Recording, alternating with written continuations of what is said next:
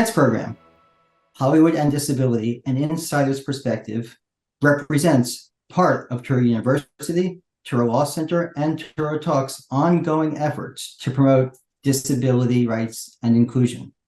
Past programs have addressed important issues, among others, relating to autism, to disability and religion, and to disability and employment. This evening, we will feature a special screening of the Oscar-nominated short, Feeling Through, the first film to star a deafblind actor. We will be joined by Doug Roland, the writer and director of the film. Doug is a social impact filmmaker, and he will share with us some of his experiences and what led him to write and to direct this very powerful film, Feeling Through. And he will share with us some of his work in disability rights and advocacy more generally. Following the screening, Doug will be joined by partners in producing the film from the Helen Keller Center. Panelists will include Dr. Sue Ruzenski, the CEO of Helen Keller Services, Chris Woodfill, Associate Executive Director of Helen Keller National Center, and Scott Dabbert, Coordinator of the Technology Research and Innovation Center at Helen Keller National Center. I should note that Chris and Scott identify as deafblind. Tonight's speakers will share with us an insider's perspective on the making of the film, as well as broader reflections on Hollywood and disability and their ongoing advocacy for disability rights and inclusion in the entertainment industry and beyond. So I'm so pleased that we have this opportunity to be joined by Doug Roland. Doug, as I mentioned, is the writer and director of the film we are about to see, Feeling Through.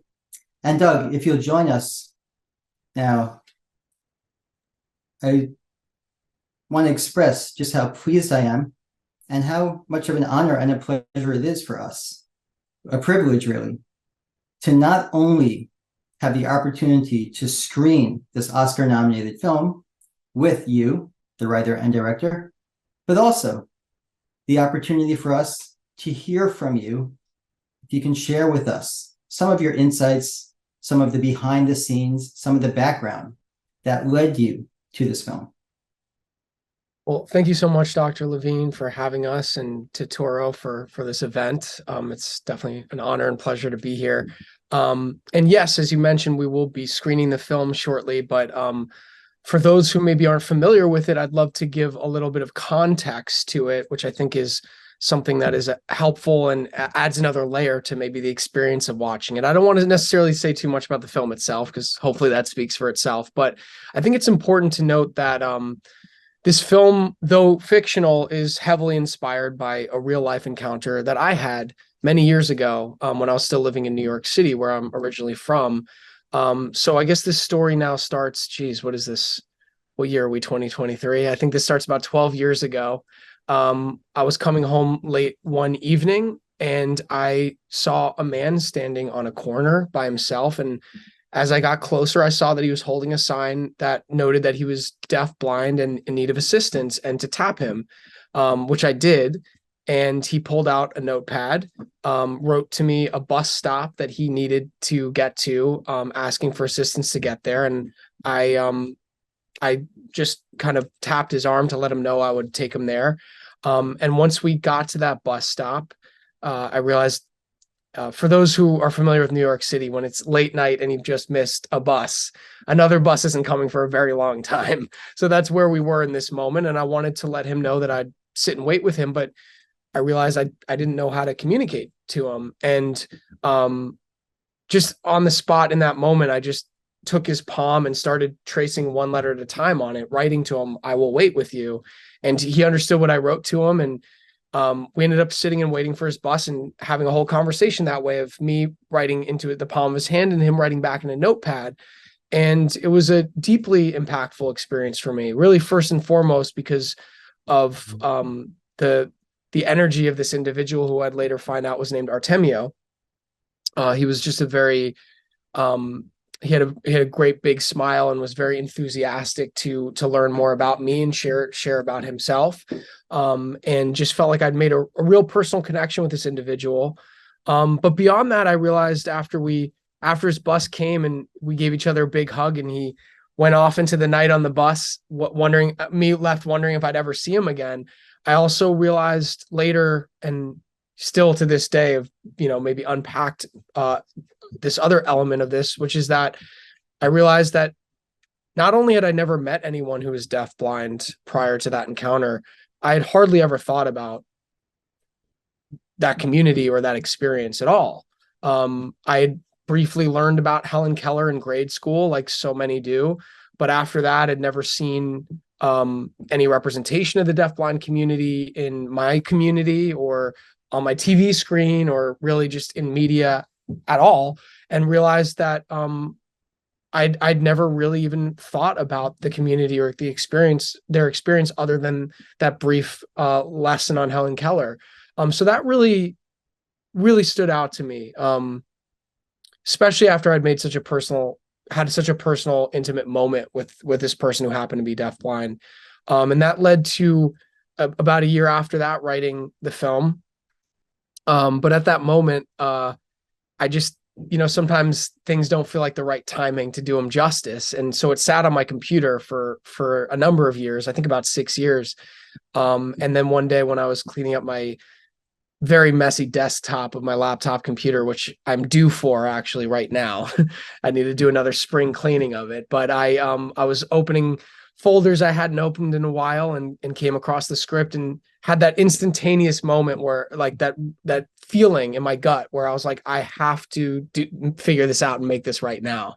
And it was actually, looking back on it, somewhat comical, because before my rational brain kicked in, I found my fingers Googling deafblind organization and my finger dialing the first number that came up on Google. And before I kind of came to, I heard someone on the other end of the line saying, hello, is anyone there?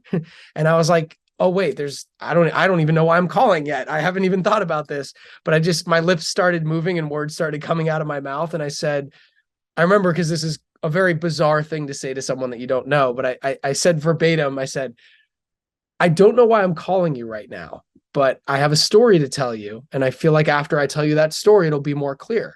And I told this man on the other end of the line, who I would later find out worked for this. I mean, he clearly worked for a deafblind organization, because that's what I put in Google, but he worked for DeafBlind Children's Services in the Bay Area.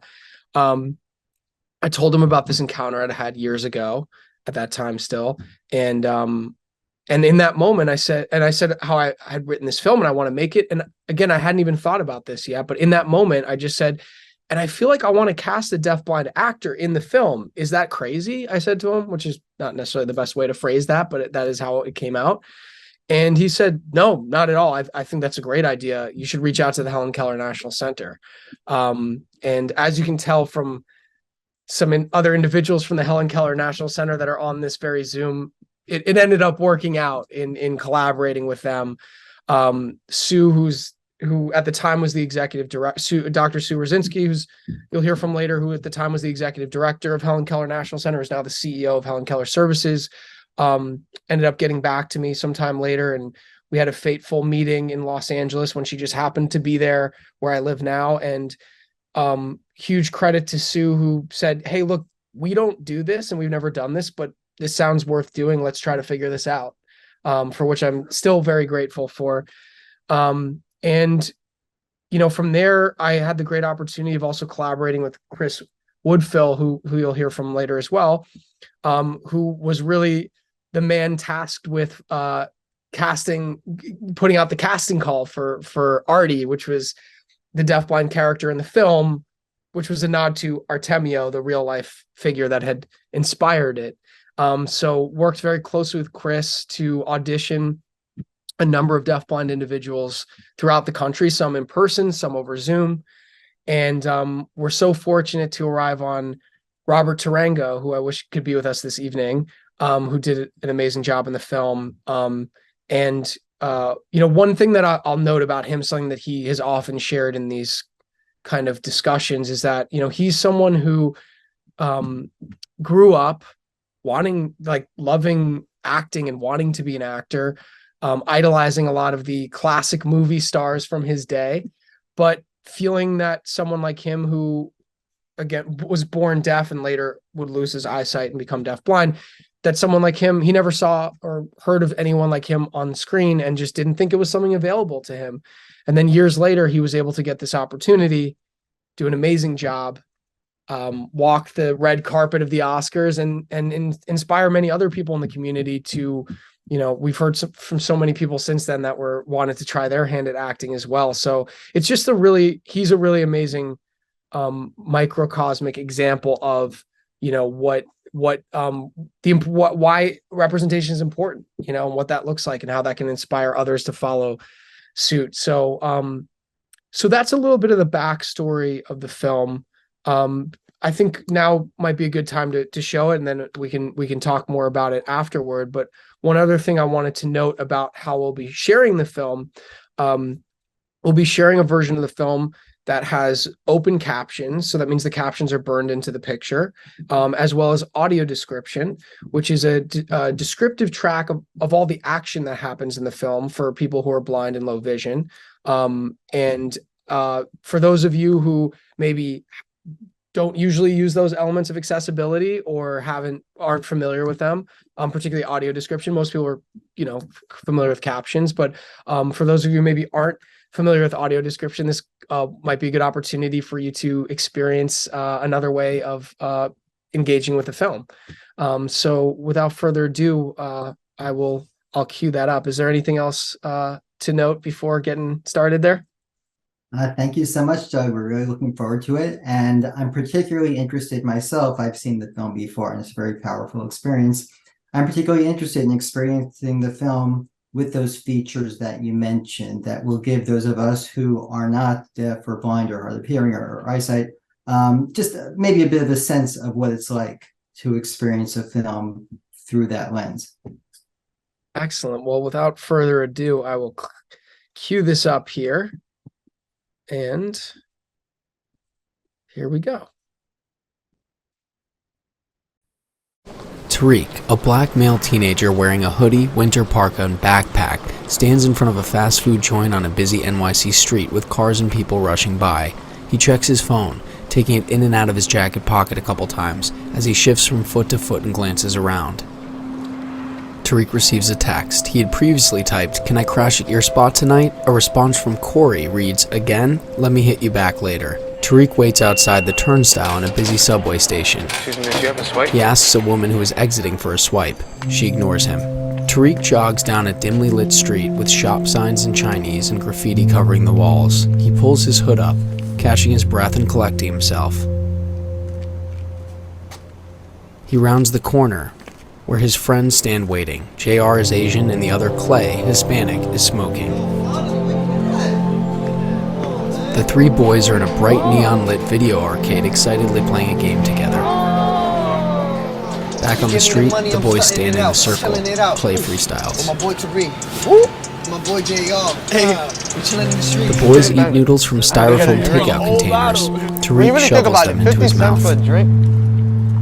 That's kind of weird, right? And you're getting a whole drink. That's why. Come on, JR. Tariq watches as JR and Clay playfully fight. Come on, Rich. Tariq jumps in, taking JR's place. It escalates. Tariq gets too physical. JR pulls him off of Clay. I'm not being serious. The boys are sitting quietly on a stoop, surrounded by graffiti. Clay offers Tariq a cigarette. Tariq declines. JR's phone buzzes. Who that? My mom. Okay. Tariq gets a text from Corey that reads, "Tonight don't work." Yo, that was my mama dude. I gotta bounce, bro. She was Tariq has a worried look. I got problems already. I gotta be here too. You safe, The bro? three friends slap hands goodbye. Later again, alright? Tariq glances back, watching his friends leave. He turns back around, looking sad and alone. Tariq is perched on a metal post next to a brick building. He composes a text to Rhoda. "How have you been? Cool if I roll through?" He pauses, changes the U to a letter U and the C in cool to a K, and hits send. A weathered homeless man approaches, holding a worn paper change cup. Can you spare I ain't got quarter? nothing. Can you spare a quarter or a I said nickel? I ain't got nothing. The homeless man, looking dejected, slowly turns and limps away. Tariq watches as the homeless man walks down the block and approaches a man holding a white cane and sign that is too far away to read. The homeless man shakes his cup near this man, who does not respond. The homeless man leaves. Tariq is intrigued and slowly approaches the man with the cane. Tariq takes off his hood and looks at the man's sign, which reads, "I am deaf and blind. Tap me if you can help me cross the street." Tariq looks closely at the man. This is Artie, 40s, short gray hair and a friendly demeanor. Tariq, confused, looks around. Hey, man. Tariq tries speaking to Artie, then, realizing the futility, taps him to get his attention. Artie reaches for Tariq, startling him. Artie puts down his backpack and takes out a pad and blue Sharpie. He writes, "I need M15. Oh, yeah. Okay. It's close. You just... Tariq helps Artie get his backpack on. It's close, alright? Just... Tariq turns Artie toward the street and taps him on the back. A large white truck whizzes by in front of them. Tariq is unsure what to do. He looks around. Artie holds out his right arm. Tariq deliberates.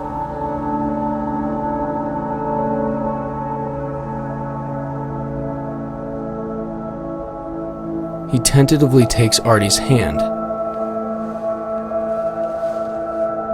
placing it on his left shoulder, and leads them down the street. Tariq guides Artie to a seat in a bus shelter. The street is dirty, deserted, and dark, except for the light of the shelter and a string of lights behind. Artie takes off his backpack and places it on the bench next to him. Tariq gets a text from Rhoda, which reads, "How soon? It's late." Tariq draws a breath, appearing relieved, and replies, "On my way." Artie taps on his pad to get Tariq's attention. He has written, "How long until the next bus?" Tariq walks over to check the posted bus schedule.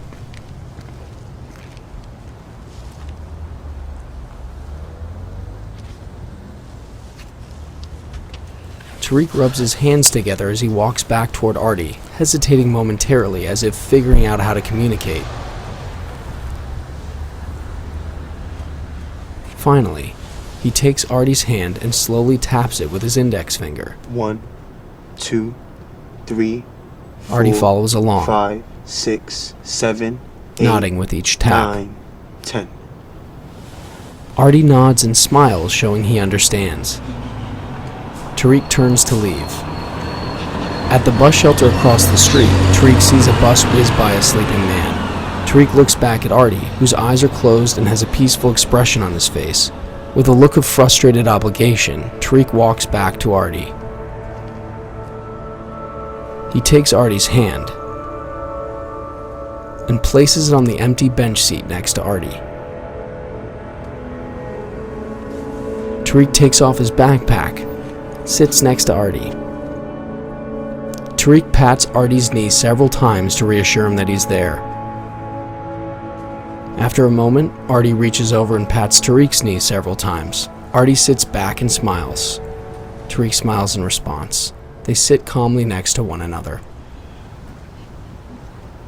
Artie takes out his Sharpie and writes on his pad.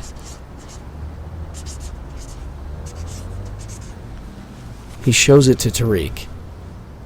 It reads, "Bodega nearby?" Tariq shifts back and forth, frustrated, hesitating briefly, then takes Artie's hand. Tariq uses his index finger to write one letter at a time on Artie's palm. Can. It.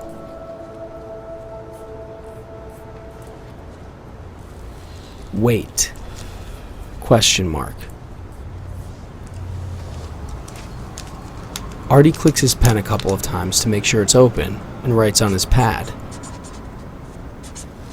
It reads, I'm very thirsty. Tariq glances up, looking tired. Artie walks with his hand on Tariq's shoulder. Tariq looks away for a moment. Oh, sorry. Artie's cane hits a construction barrier. Tariq helps steady Artie. Artie shakes his head. He extends his arm to Tariq. I got you. Tariq puts Artie's arm through his. They resume walking. Tariq now with more care.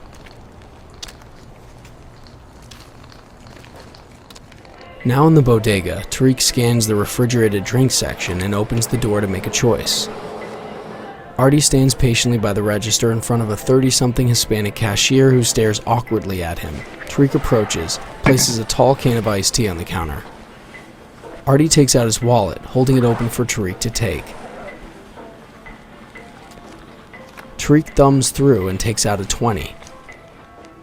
Can I get this too, please? Then points at a Snickers bar and hands the money to the cashier. $3.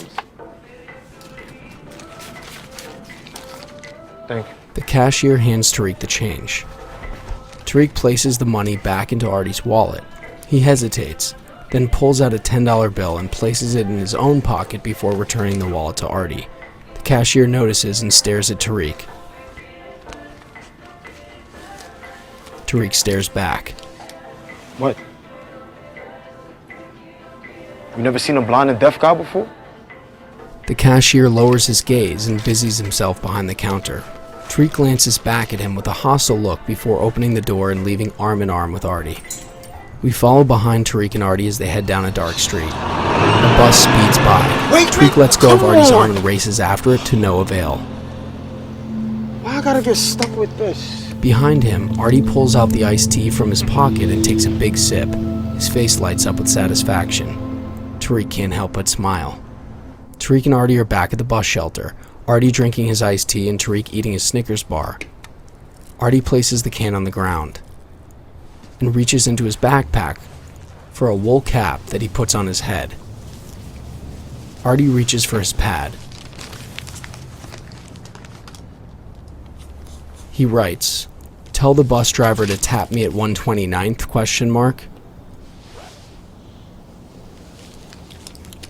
Tariq takes Artie's hand and writes back, "Yes." Artie takes Tariq's hand in his and feels it. Young man. Tariq is surprised to hear Artie's voice. Artie writes, "Your name?" Tariq spells T-E-R-E-E-K. Artie tilts his head with curiosity.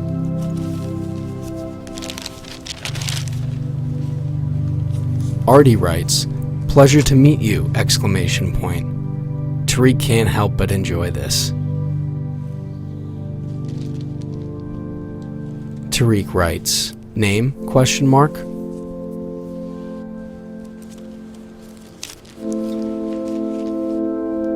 Artie writes, "Artie."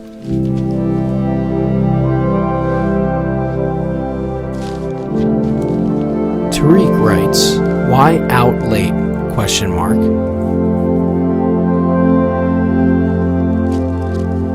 Artie clicks his pen a couple times, smiles, then writes, "Date." Tariq smiles and looks a bit surprised and amused. Artie writes, "You?" Tariq takes Artie's hand, finger poised to spell, but hesitates briefly this time, furrowing his brow. Finally, with a pained expression on his face, he slowly writes, "Same." Artie pauses as if understanding there is something significant in Tariq's hesitation. The two sit, Tariq fidgeting slightly with his hands as Artie turns to put his pad away. He reaches down into his backpack and finds a bottle of water he pulls out. He shakes his head from side to side in disbelief, then shows it to Tariq and begins to laugh. Tariq looks at the bottle, also with a look of disbelief, and the two share a good laugh about this inside joke. Tariq and Artie are now both asleep, Artie's head on Tariq's shoulder. Tariq is awakened by the buzz of a text from his phone. He slowly removes his hands from his jacket and gently adjusts Artie until Artie is sitting upright on his own. Then Tariq reaches into his jacket and pulls out his phone to read a text from Rhoda. It reads, "It's late. I'm going to bed." Tariq glances to his left at Artie, still sleeping. He looks back at the text, deliberating.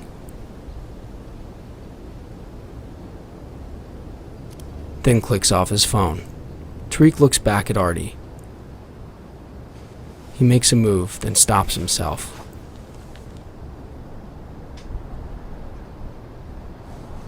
Then he carefully reaches across Artie, pulling the pad out of Artie's backpack, and begins to read it. It's a small spiral notebook with messages scribbled everywhere at different angles and different colors of ink. One message says, "Which way is 96th Street?" Tariq flips the page. Another reads, "Please leave the room and close the door." On another page, he reads, "Can I kiss you?" Tariq, moved by what he just read, glances back at Artie, who's still sleeping peacefully.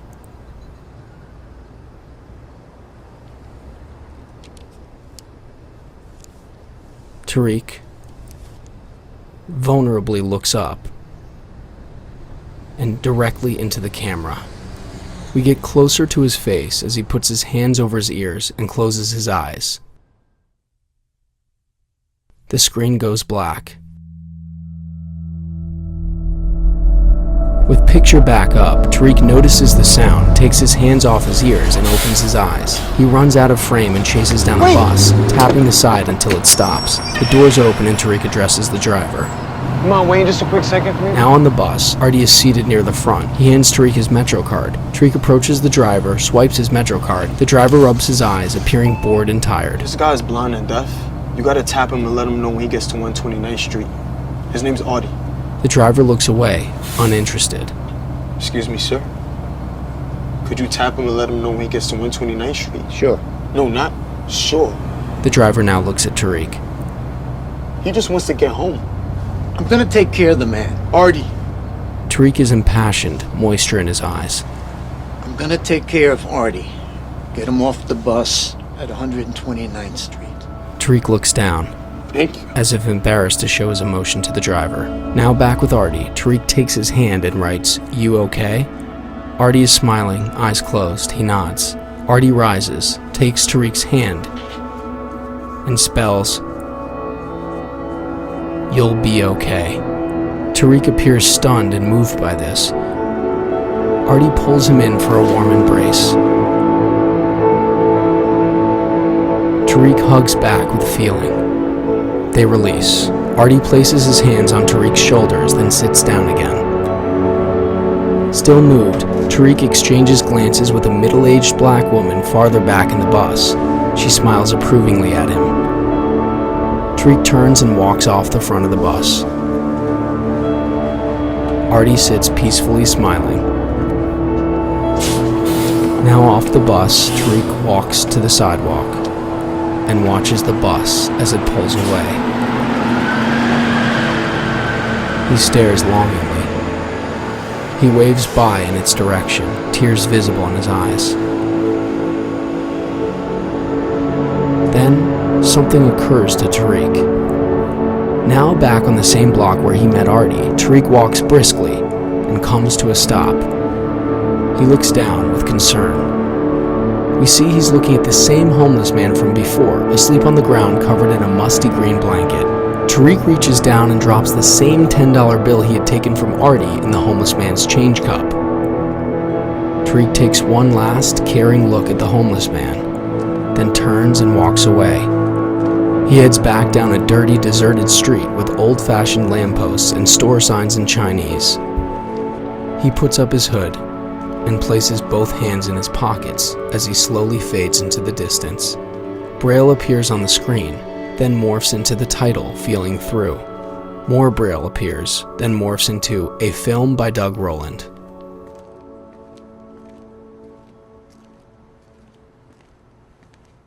Black.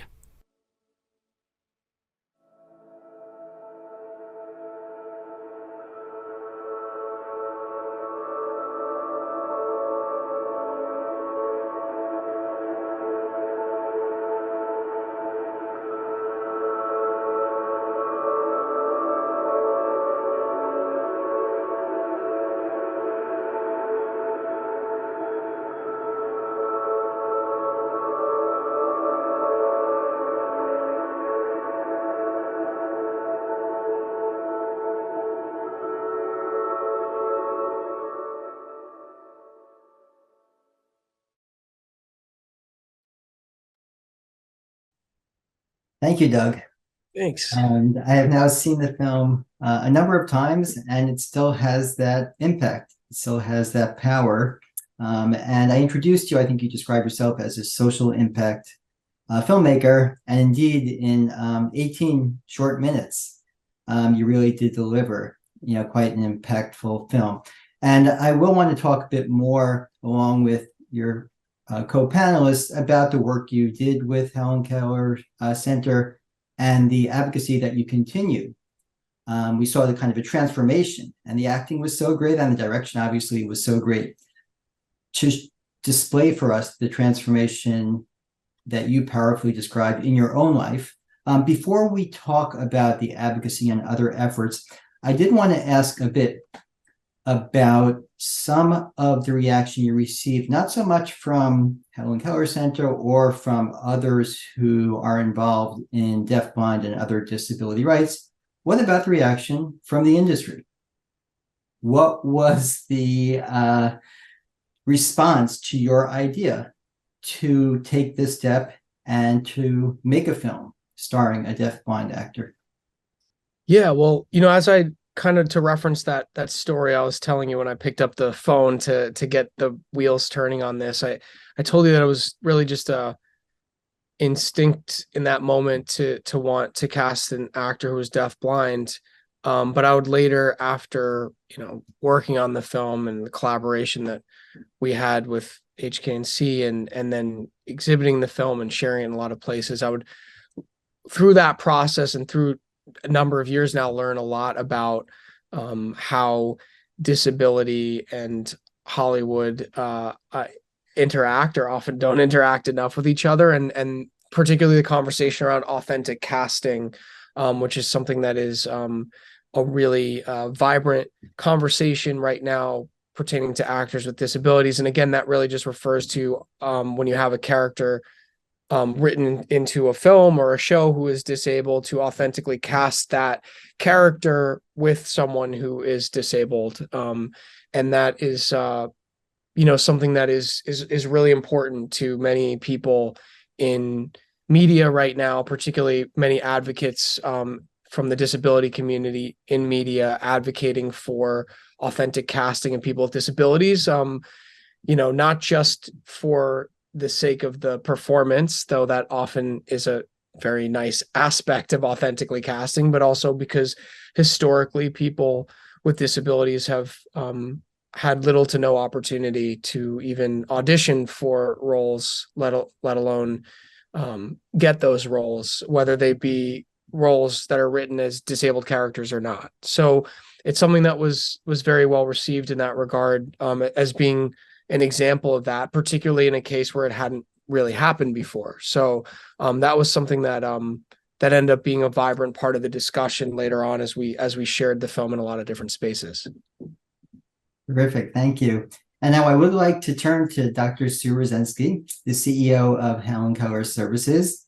And you all saw, we all saw Sue's name in the closing credits, and Helen Keller, of course, displayed, Helen Keller Services and Center displayed prominently as producers, co-producers of the film. So, Sue, we've heard Doug's perspective and Doug's experiences in trying to bring this project, this dream, as it were, to fruition. What was it like for you to be contacted and to be involved in something that, as we've heard, you had never really done before?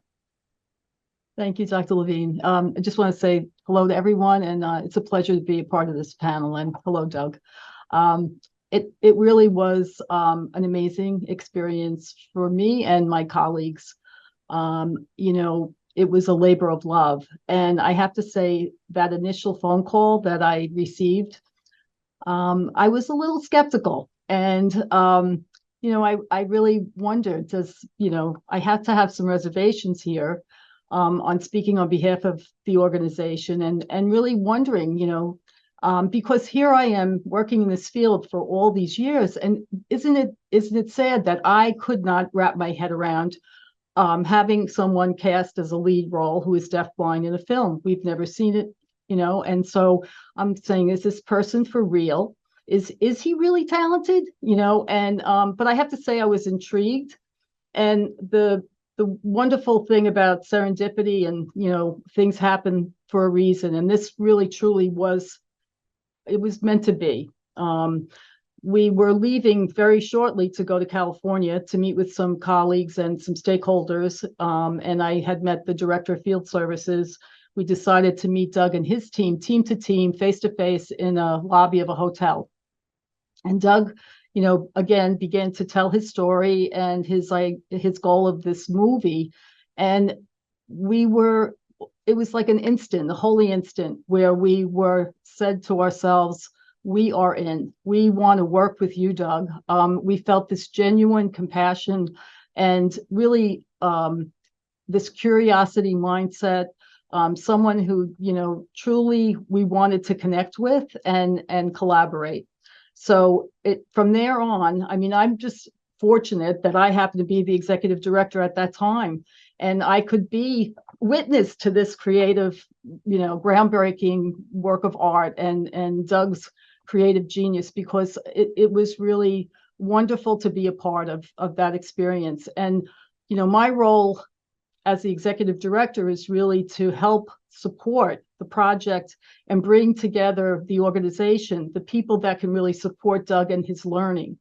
So at that time, people were, giving time to Doug. He would immerse himself at our center, meeting with people who have the expertise in areas like tactile, American Sign Language, orientation and mobility, just the interpreting staff supporting him, looking at how to make, the environment accessible. It was just a process, ongoing process. And I was kind of behind the scenes, here and there, we were back and forth consulting. One thing that we did work on together early on was looking at funding for the film.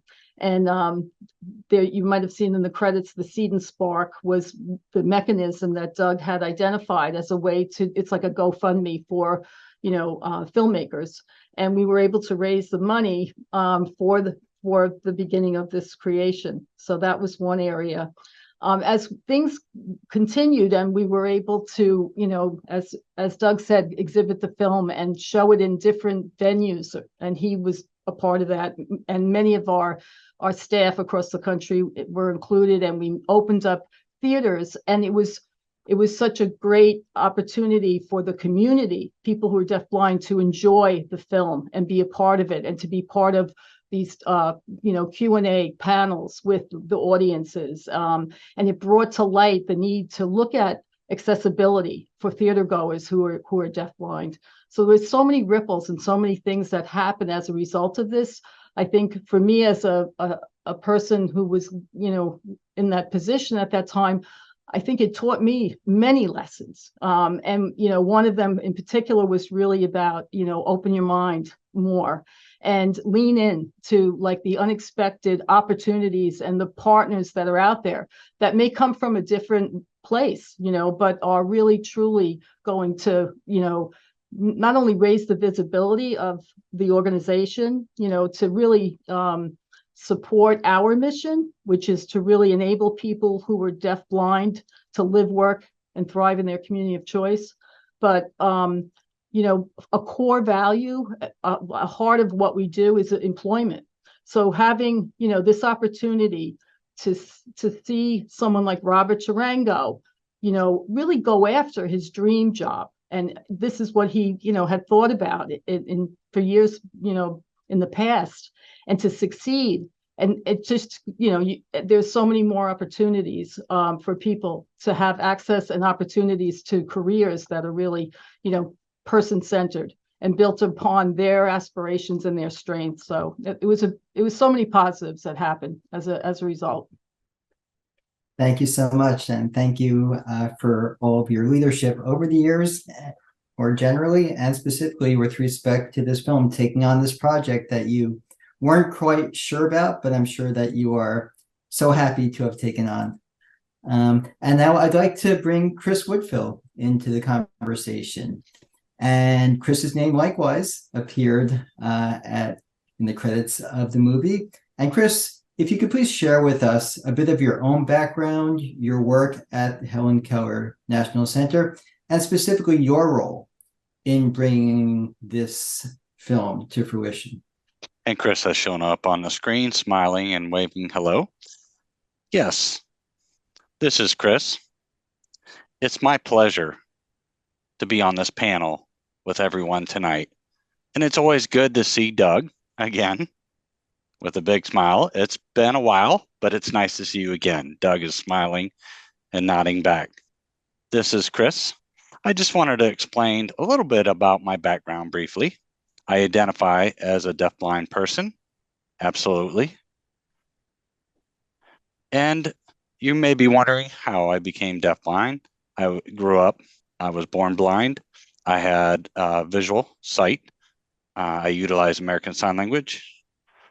And I was involved in the deafblind world. I was involved in the community and the culture. However, when I was 18 years old, I had found out that I had Usher syndrome. And that was the number one cause of my deaf blindness. And that's the number one cause for deaf blindness for younger individuals, not for senior ages, but for youth and working group individuals. So that's the number one cause. Usher syndrome means that you have retinitis pigmentosa, which we refer to as RP, which restricts your visual field to where you have tunnel vision. So you can see right in front of you. And sometimes it depends on the individual. Your vision may stay as a tunnel, or you may lose all your sight. Balance is always an issue. And I walk back and forth when I'm walking. I don't walk in a straight line. My vestibular is actually not present. So that is incorporated with Usher syndrome. So at age 18, I was kind of up in the air. I didn't know what to do at that time. I identified as a deaf individual, but now I've had to make a mind shift. And knowing that I would become blind, I had to take a step back. I was a little bit in shock. But, I don't mind telling you my age now. I'm actually 48 years old. So this had been 30 years. It was my 30-year journey of being deafblind. So I don't mind just expressing that.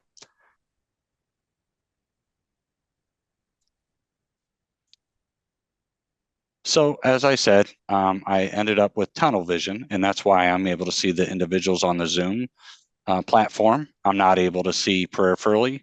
I can only see in my center. That's my acuity, and I identify as a deafblind person. The next panelist you'll meet is Scott, and you'll meet him later, and he'll explain about his deafblindness, which is quite different from mine. And individuals within the deafblind community are diverse.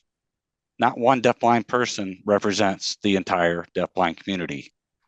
And you will see two representatives representations of deafblind individuals here on this panel tonight. So it's wonderful to see the different perspectives for deafblind individuals within the deafblind community. I've worked here at Helen Keller National Center for the past 11 years. I started in the year of 2012. Prior to that, I was an instructor at the deaf school. And prior to that, I taught English at a university, at Gallaudet University. So that's my combination of my career. As I mentioned, I worked at Helen Keller National Center for the past 11 years. For that time frame, I've been an associate executive director, and I am what you call a jack of all trades. I did everything here at Helen Keller National Center. My role has evolved over time. I was a supervisor, and then I moved to another supervisor position. But however, in general, my role has just ensuring that Helen Keller National Center can be the best it can be. And so that's my perspective, is to elevate the bar here at Helen Keller National Center and thrive and have Helen Keller National Center be the best it can be. So that's my most essential role, and that's how I view my role here at Helen Keller National Center. Thirdly, my involvement in the film. It's actually a funny story, and I have to tell you this story, and I've told it many times. When Sue, during that time, she was the executive director, and I was the associate executive director.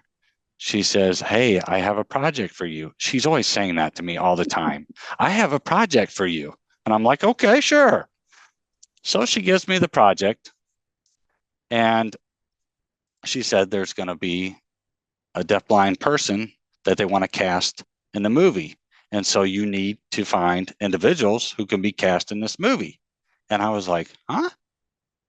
And it just came out of left field. I was really thrown off. I didn't know what to do in that instance. I'm not involved in Hollywood. I don't know anything about Hollywood. And she wants me to cast a deafblind person for the lead role. I don't even know where to start. And mind you, in my mind, occasionally I was given or asked. Well, no, let me take that back. I was given or contacted by individuals out in the community to do some bizarre things or, some somewhat suspicious things. And so I would just get those requests and just kind of set it aside, and it would kind of just die off, right? I wouldn't have to deal with it. But I thought maybe this might be one of those things I was assigned to. I'll put it aside. And if it just goes away, that's fine with me. It was continuous. It did not die. It was quite alive. And so I had to do work on my end. And I'll tell you what, it was a fun project. I thoroughly enjoyed it. At first, again, I was a little skeptical, a little reserved, but, like Sue had mentioned, keep an open mind, look for new opportunities, new ideas, new ways of doing things. And so once we started, I was all in. At first, I wasn't.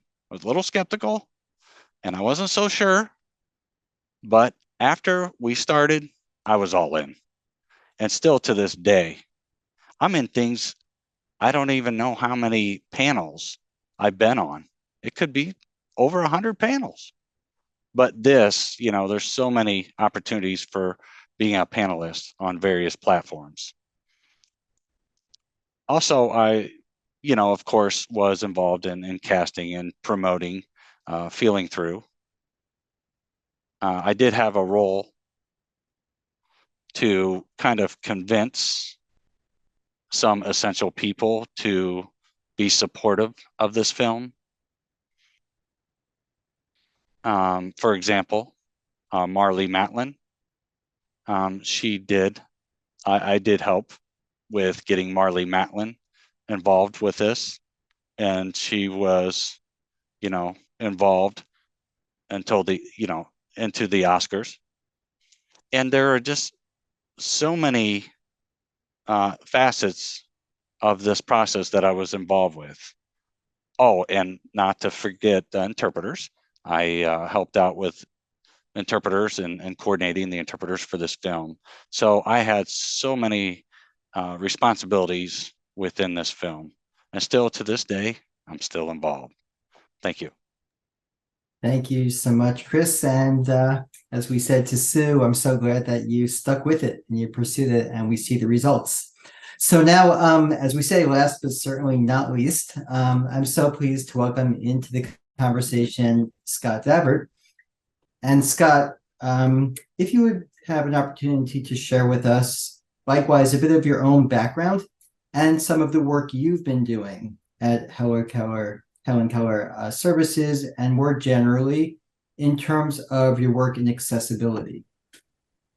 Sure. Well, first of all, the interpreter, Scott, just the FYI, we can see your ceiling. Just wanted to give you that visual information. Well, that is great, isn't it? Is that better? I'm sorry.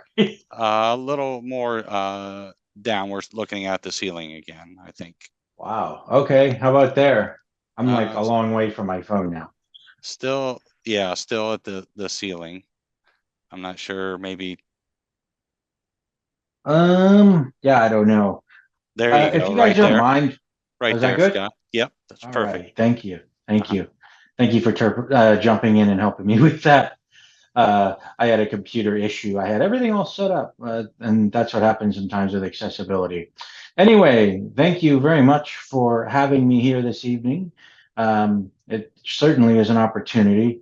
My background, I am also deafblind. I'll start by clearing that up. That is what I identify as. Of course, as everyone here is probably noting, well, number one, I'm not great at managing my own video. That's because I've not had any vision ever in my life. So I do the best I can with it. And also that I do not have interpreters here because I'm able to speak because of the way I grew up. Now, Chris grew up with American Sign Language. I grew up with spoken English. My vision has always been 0, as I said. However, when I was young, I had what would be probably considered normal hearing that I utilized very heavily as a blind person, because blind people are often taught how to navigate through their environments through audio. So that was the way I learned. And of course, it created a lot of challenges later for me when that audio started slowly disappearing. So that's a little background about me. I've been working in the field of deafblindness with technology for a long time.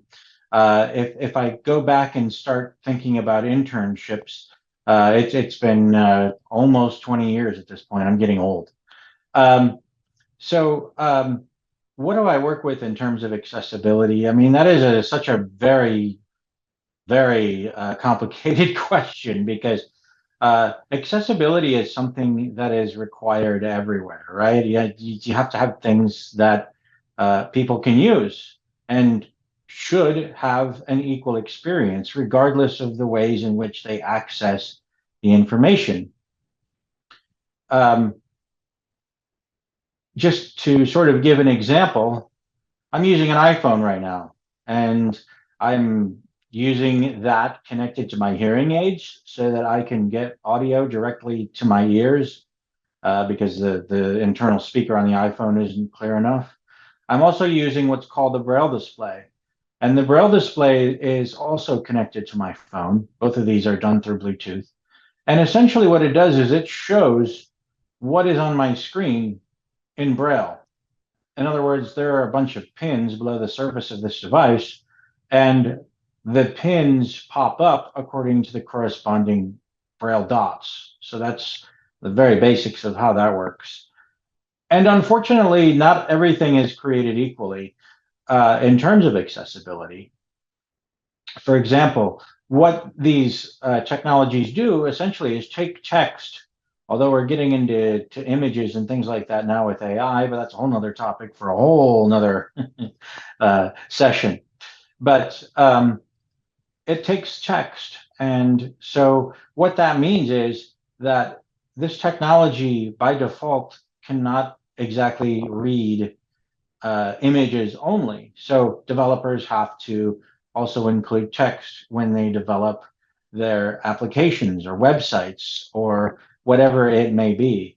And failure to do that means that people like me cannot access whatever it is. And that could be anything from something as simple as shopping online. I use Amazon regularly. It has varying degrees of accessibility, along with pretty much every other website. But if that breaks, I'm cut off from it. And that does happen. And when you look into the technology that's available, it's amazing. It's really what drove me into to be in this field was being able to work with and help other people understand the technology, and to also selfishly learn more about more cool technology. It's accessibility is something that oftentimes people have to adapt as well. For example, when I was a teenager, I started having difficulties hearing in loud environments. Well, teenagers are loud. Don't know if you've noticed that, but they can be. And it was very difficult for me to follow conversations in loud environments because I had hearing aids, but those hearing aids amplified everything. So what did I do? I decided to join the ham radio hobby for several reasons. One, I had control over the volume of the other person speaking. Two, if I couldn't understand them or I couldn't hear them, I could say, oh, well, there's a problem with static or something like that. And three, they couldn't judge me based on my disability because for all intents and purposes, I'm just somebody on the radio. They don't have any visual representation of me and therefore can't judge me based on that unless I disclose that information or perhaps they learn it from somewhere else. That's true inclusion to me in that I was able to completely interact with that environment at that time. I couldn't today due to my decrease in hearing, but it allowed me to do all kinds of fun things that I would have never dreamed of. For example, how many people do you know who have directly talked to the International Space Station? I've done it a couple of times with different astronauts.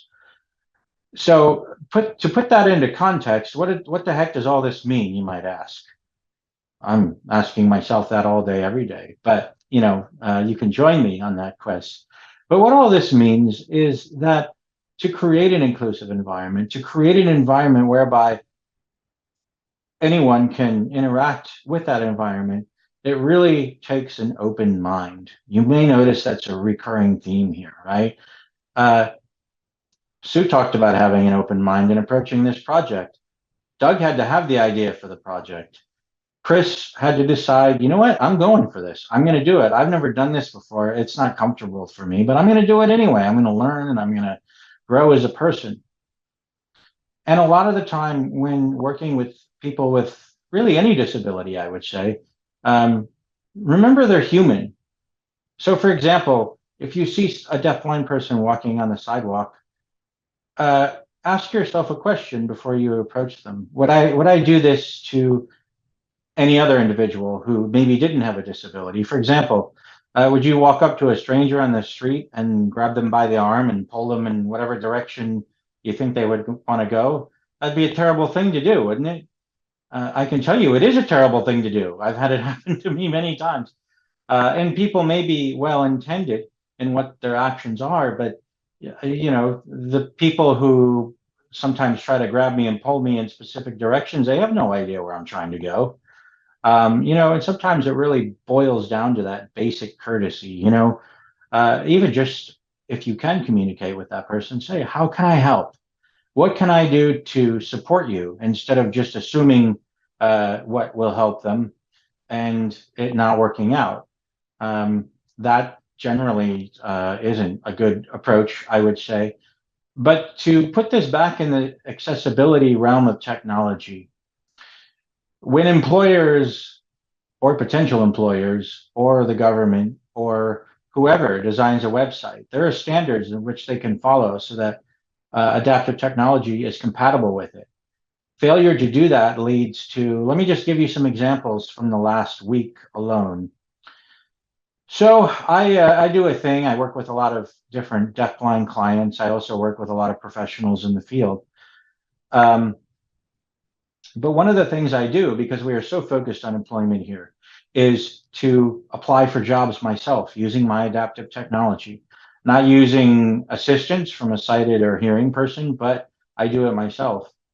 And the number of applications that I've attempted to complete and haven't are significantly higher than the number of those that I'm able to successfully apply to. Now, as anybody in the US knows, culturally speaking, you know, that's like the second thing people ask you: what's your name and what do you do? Deafblind people, because of accessibility issues, can sometimes be completely cut off from getting a job and developing that identity. And depending on what's accessible and what's not, they may be cut off from thriving in their community. But if people would take their accessibility needs into consideration and have an open mind about it, it often leads to things that will benefit everyone. Curb cuts, that's a great example of a thing that was developed for people with disabilities and now everybody uses it. Closed captioning on TV. How many times have you been in a bar and you couldn't hear what was going on? Maybe you wanted to know what was going on. You had to look up at the screen to follow the captions. Those weren't developed for people who are hearing. They were developed for individuals who are deaf. And I'll do a 180 here very briefly. And let's talk about accommodations for a second. Okay, I have no vision. My eyes don't work. I don't need video, such as it is. I hope it's still acceptable, but I don't need that. I don't need lights on in my room. In fact, it costs energy, right? Electricity and all these things. I don't need it. In fact, when I'm at home on my own, I just turn my lights off. Why would I waste the energy? But of course, if I have someone who's coming over that's dependent on that light, of course I should turn the lights on. Of course I should make them feel comfortable and welcome in my home environment. So, you know, in that case, I do turn the lights on, not because I need them, but because someone that I interact with does. And that's no more or less important than my needs. Remember, at the end of the day, whether you're sighted, whether you're hearing, whether you're deaf, whether you're deafblind, we're all human. We all have feelings. We all want to be included. And I guess that's my overall message tonight. Thank you so much, Scott. And thank you too for taking both the challenges and the opportunity that have come your way. So we do have a couple of questions from the audience, and I do want to take a few moments or leave a few moments for those questions. But before we do, I wanted to close this part of the conversation to talk moving forward about some of the work, Doug, you have been doing with the center. And I understand that Scott has been instrumental in developing this platform where you are working to further advocate for disability rights and inclusion. Yeah. So, you know, in sharing the film, and often alongside the companion documentary that kind of goes behind the scenes of how it all came together, which I described earlier, we got an opportunity to share it, you know, not just in traditional screening spaces, but also in schools, with organizations, at conferences. And it kind of organically turned into also this educational tool to get people, you know, interested and engaged with the films, and then really leaning in and wanting to actively learn more during these panel discussions that we'd have with individuals from the deafblind community. And it became very evident from doing so many of these screenings that there was something more here. And that's when the idea occurred to me to create a platform that was a much larger collaboration, where it was an opportunity to have many different people in the deafblind and disability community weigh in on crucial topics, to really offer an opportunity for the viewers to get a holistic understanding of disability, something that fortunately I think a lot more schools and organizations and institutions are realizing is a really essential thing for people to learn about, whether it's something that directly impacts their lives on a day-to-day basis or not. Depending on what statistics you look at, as much as 20% or more of the general population are people with disabilities. And so we're all connected to, colleagues of, family members of, or disabled oneself. That it's impossible to not be connected to someone in the community given the vast numbers of it. So it's so important for there to really be we thought it was really important to create a space that was a fun and engaging way to learn about disability. And that's where that's the whole idea, where this platform called Feeling Through Studio, which the films are also part of Feeling Through in the companion documentary, along with in our initial launch that we're almost ready for. There'll be, I think, about 45 video chapters organized across 7 different primary categories that is again designed to be this interesting and entertaining way to learn about all different aspects of disability. And Chris and Scott appear as presenters in a number of the videos as well, sharing their knowledge and lived experience alongside about a couple dozen other individuals. So it's been a real undertaking for sure, but something that's been just such an amazing experience, and really something that was a really wonderful thing to have it be such a large collaboration with so many different voices weighing in. Because I think, as anyone on this Zoom could tell you better than myself, most of the important topics pertaining to disability aren't anything that lend themselves to one neat, clean answer. You line up, 10 people, as Chris well put before, in Chris and Scott being deafblind, but having very different lived experiences. You could line up 10 people who are deafblind and meet 10 very different people who have very different lived experiences. So that's why we thought it was so important for it to be a large collaboration, and one which we plan on growing even beyond the initial launch of it. The platform is designed to continue to grow and evolve, and include other communities as well. The vast majority, essentially everyone in the launch is deaf-blind, with some people who are blind and low vision as well, but we'd love to collaborate with other communities. Dr. Levine, I'm sure we'll have a conversation at some point about that, but it's been a real pleasure to work on that, and we're really excited to get out in the world. Thank you so much, Doug. And before I pose a couple of questions, we're just going to pause for a moment to allow the interpreters to switch.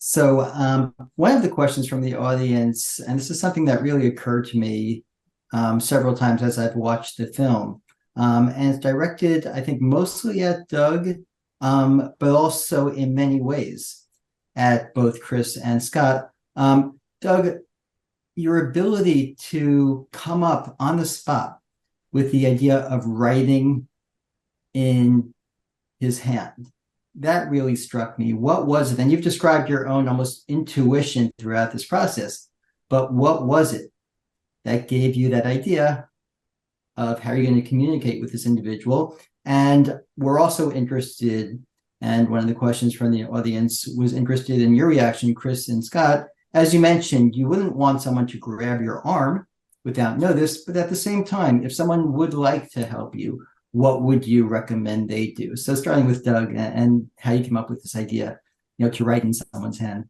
Yeah, I think it was largely born out of desperation in that moment, because I was like, I didn't know how to communicate. I'd never encountered that situation, and like I had initially started to voice something and realized that he expressed that he was deaf, and then I found myself like gesticulating, but realizing that he couldn't see me, and trying to kind of search for some way to communicate something beyond like a pat on the back or a tap on the shoulder.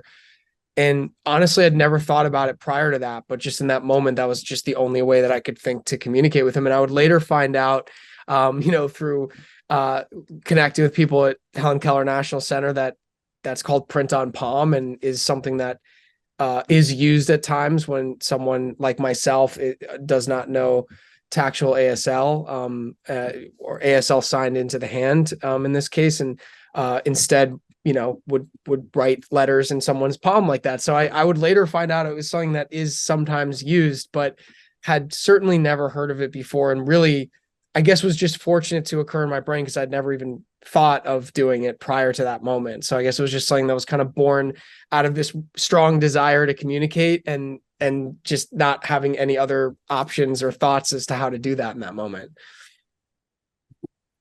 Absolutely. And Chris and Scott, the questioner really was looking for some additional guidance. Sure. Can I go ahead?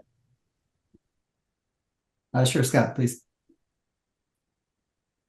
Sure. No, I wanted to make sure that because I can't see what's going on the screen, so I didn't know if Chris had already started signing or not. So I just wanted to make sure of that before I started. So, in terms of communication,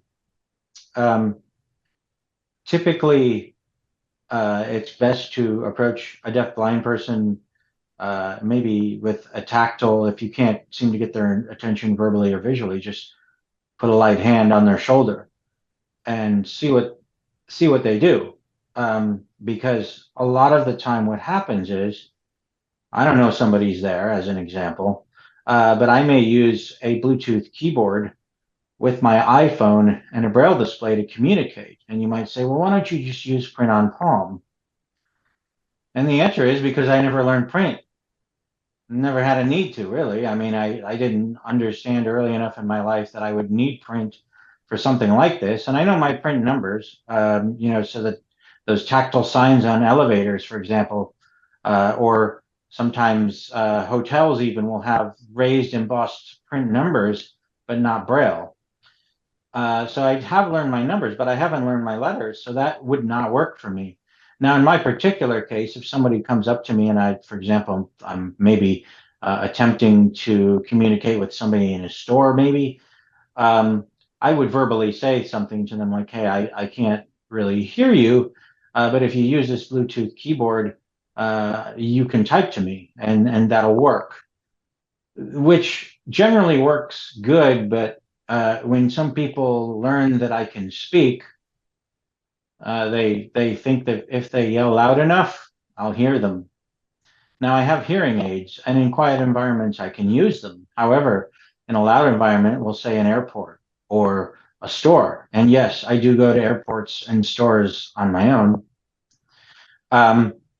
It's a much different environment.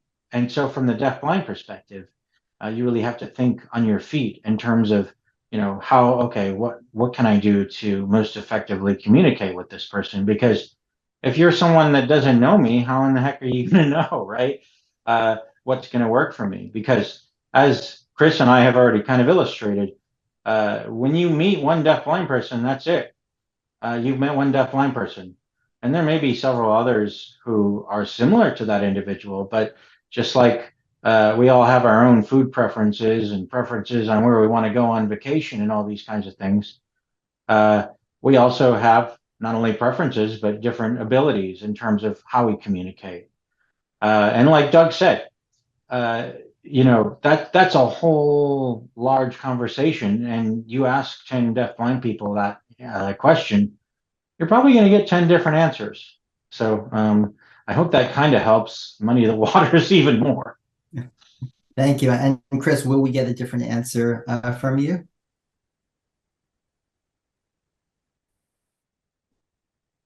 Yeah, this is Chris. As far as communication, there are just so many communication modes. And that goes from signing to signing very small. Like I said, I have tunnel vision. So if somebody with a small tunnel left of their vision might need you to sign in a smaller space. Somebody might use tracking where they put their hand on your arm or your wrist to keep track of where your hands are, or tactile where they put their hands on top of your hands, where they use a microphone, assistive listening device, where they use the Bluetooth technology and go speech to text. As far as what Scott was saying, and I've traveled the world. I've been to over 50 countries, and I've met deaf blind people from all over. And the communication, I've seen finger braille where they've used braille on individual fingers and knuckles down to the nail. This is A-E-I-O-U. And up to this knuckle and up to the top knuckle, they just tap on those. And I was just fascinated by it, how they were communicating with finger braille. So there are just so many different modes of communication within the community. And people also use a lot of different technology to communicate. I don't use my voice. I don't use spoken English. I just sign.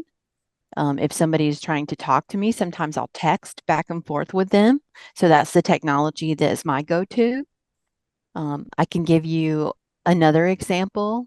There's a deafblind man that's from Delaware. And he has Usher syndrome, just like I do, the deafness and retinitis pigmentosa. And he's going to a store perhaps and needs to deal with a salesperson. And when he's out in public, he'll use Siri because he uses sign language. And then he'll use Siri where he'll ask the person to speak into his phone, right? The customer service representative will just, you're used to that as people who can hear speaking into the phone, and that's converted to text. He can read the text and then he can text back to the customer service provider. And so you can do that, and you can do it on your iPhone, your Apple products, your Android products, you know that. And if with Apple, it's Siri, and he was able to work at that in that environment with that. So if you have absolutely no technology, if my batteries have died in my technology, if I don't have any access to any of that, and I don't have paper and pen, then print on palm is where I'm going to go, just like Doug.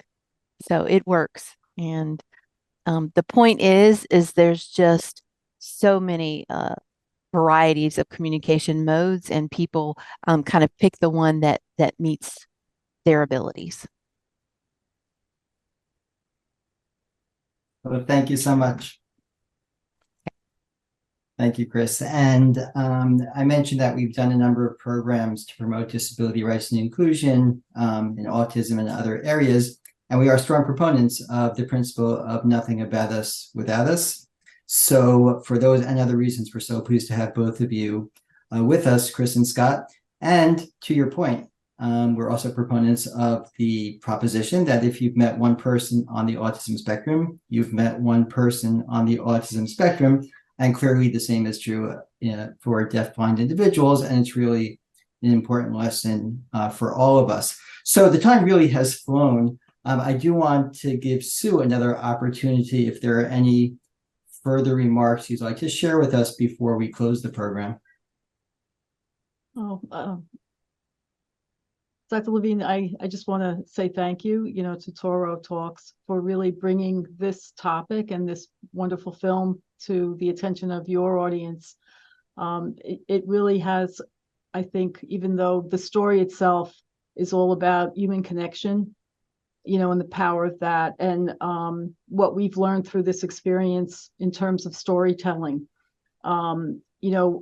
Sometimes as an organization, we've gone about things where, you try to tell people directly certain things about inclusion or, accessibility.